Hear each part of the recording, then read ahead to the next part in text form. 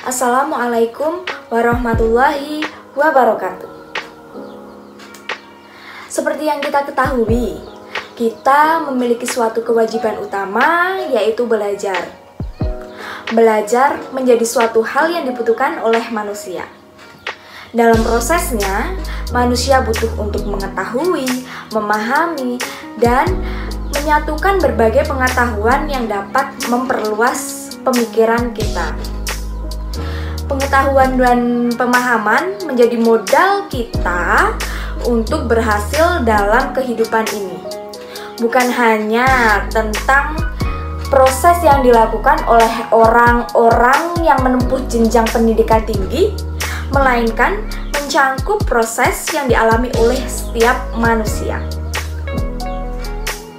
Seseorang pernah berkata bahwa sekolahannya manusia tidak hanya sebatas pada 4 dinding ruang kelas, melainkan setiap tempat bisa dijadikan sekolah dan setiap orang bisa dijadikan guru. Dan satu hal lagi, bahwa setiap waktu adalah proses pembelajaran.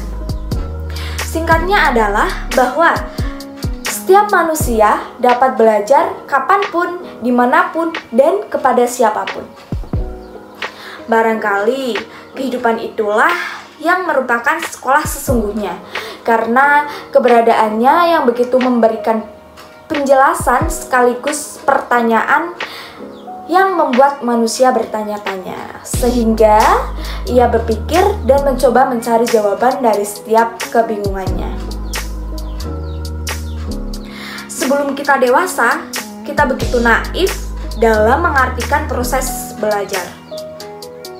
Kita mengira bahwa belajar hanya dimiliki oleh siswa sekolah, sehingga kita memandang bahwa orang yang tidak sekolah tidak dapat memperoleh dan tidak wajib untuk belajar.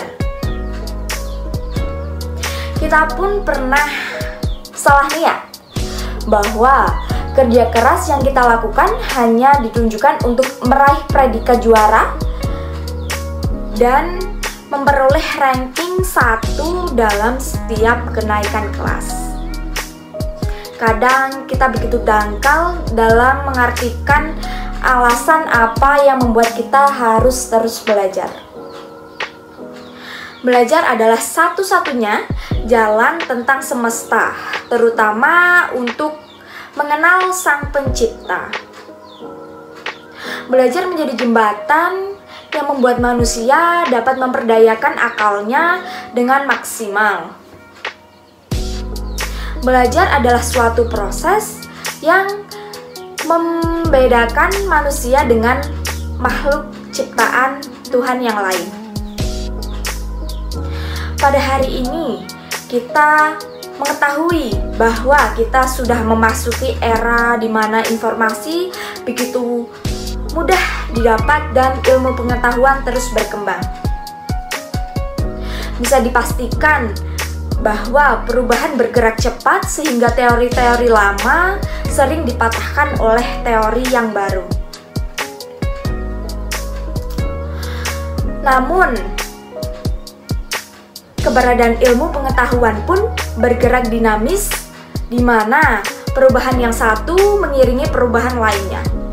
Bagi kita yang menyandang profesi sebagai guru, kesiapan untuk terus mengikuti perubahan ilmu pengetahuan harus terus diiringkan. Jangan sampai ilmu yang kita berikan pada siswa adalah teori lama yang sebenarnya telah dipatahkan oleh teori baru.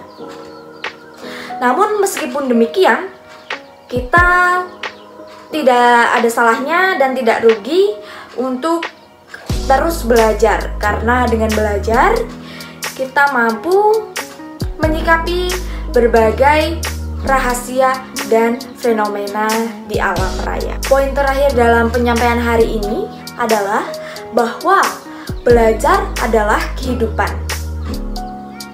Dan tanpa belajar, kehidupan itu mati dan tidak ada nafasnya. Wassalamualaikum warahmatullahi wabarakatuh.